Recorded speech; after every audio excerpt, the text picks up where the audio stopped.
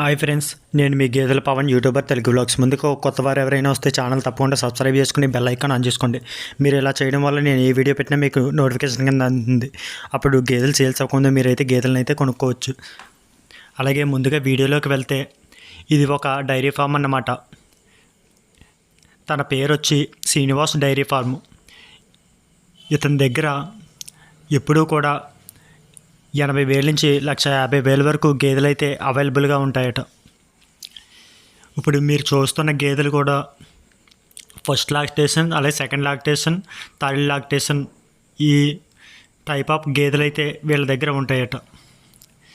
ఈ గేదె వచ్చి ఇప్పుడు చూస్తున్న గేదె ఫుల్ ముర్రా జాతి సెకండ్ లాక్టేషన్ అన్నమాట.